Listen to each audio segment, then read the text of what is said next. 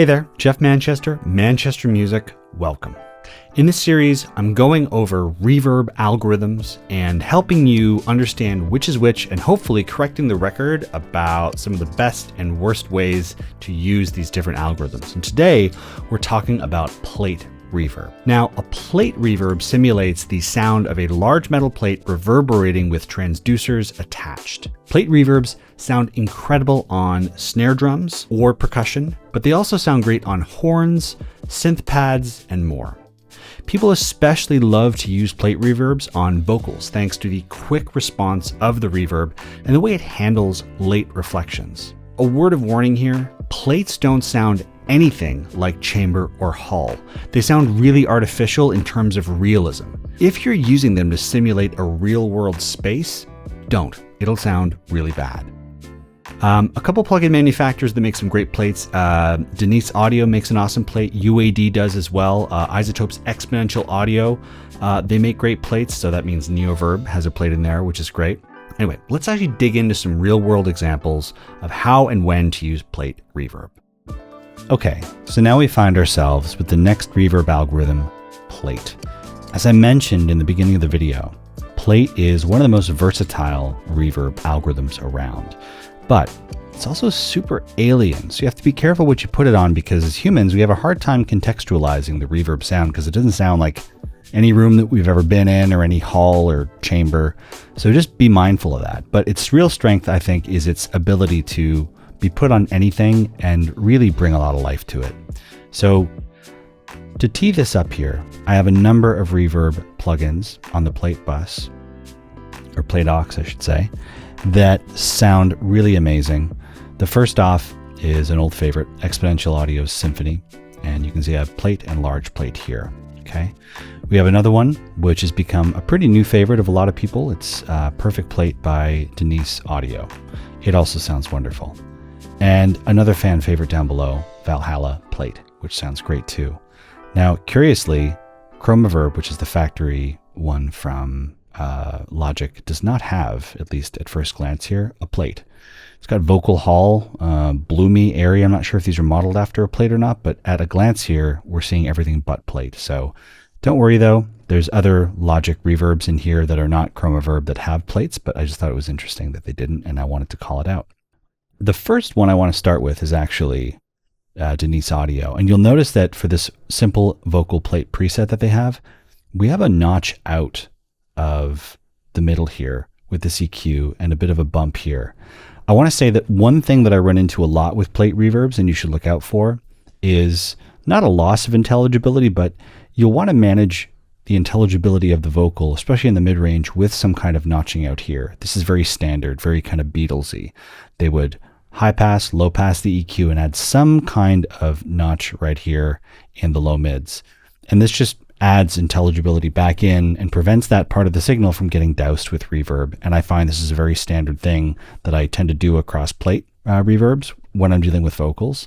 And you can do this with any EQ built into a reverb plugin, or you can do it yourself by adding an EQ to your chain here. So first, let's get acquainted with the sound of plate reverb by bringing in a vocal and very slowly adding Denise Perfect Plate to it. All I want is to love you like there's nothing else on my mind. All I want is to hold you like there's nothing else I need besides a simple life. Lovely decay on the tail. It sounds amazing. It sounds like a plate reverb. It's great. Let's go before and after so you can really hear the sound the plate brings to the table. All I want is to love you like there's nothing else on my mind. All I want is to hold you like there's nothing else I need besides a simple life. Sounds great. Let's go over now to Symphony, which is one of my favorites, and go with the plate, large plate preset and bring that in very slowly. So you can hear the flavor that Symphony brings to a plate algorithm. All I want is to love you like there's nothing else on my mind. All I want is to hold you like there's nothing else I need besides a simple life. Some quick before and afters, starting with before. All I want is to love you like there's nothing else on my mind. All I want is to hold you like there's nothing else I need besides a simple life. Just sounds amazing. And finally, we'll do Valhalla and then move to other sound sources. So let's bring it in. All I want is to love you like there's nothing else on my mind. All I want is to hold you like there's nothing else I need besides a simple life. One more round of before and after, starting with before. All I want is to love you like there's nothing else on my mind.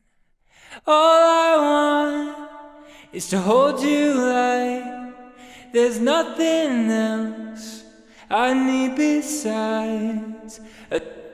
As I was mentioning, Plate really just sounds gorgeous across a number of different sources. And the one that comes to mind for me a lot is saxophone, just because I find it has a lot of the same tonality as a human voice, a lot of the same range and stuff. So let's have a listen to Perfect Plate on this sax, which is sounding like this dry, and then we'll bring it in.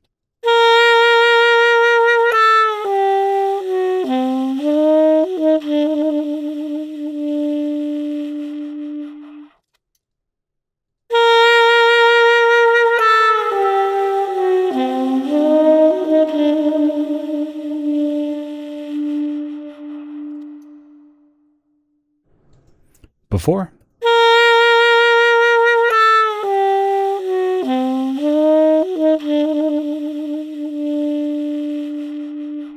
After.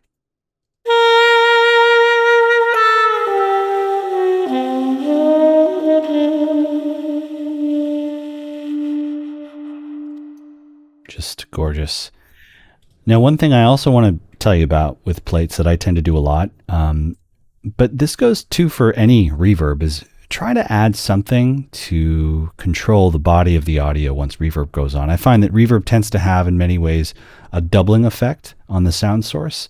So you're going to get more level. And one thing that I do is I always have a limiter on the master. In this case, it's on the master because we only have reverb, but sometimes I will use the controls in the plugin itself. In this case, we have output here in Denise Perfect Plate. If I go to Symphony from Exponential Audio, you'll notice here a trim. And this is, again, just to protect against any overages that might result from, involving, reverb.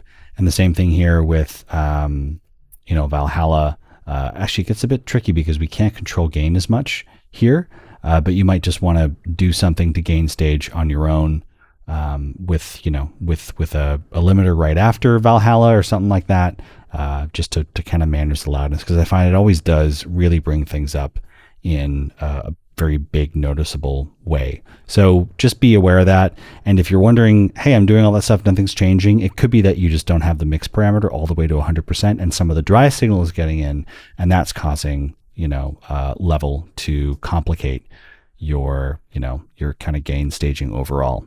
So let's try one more example. And for me, that's going to be the cello on a plate reverb. So let's go back to Perfect Plate from Denise.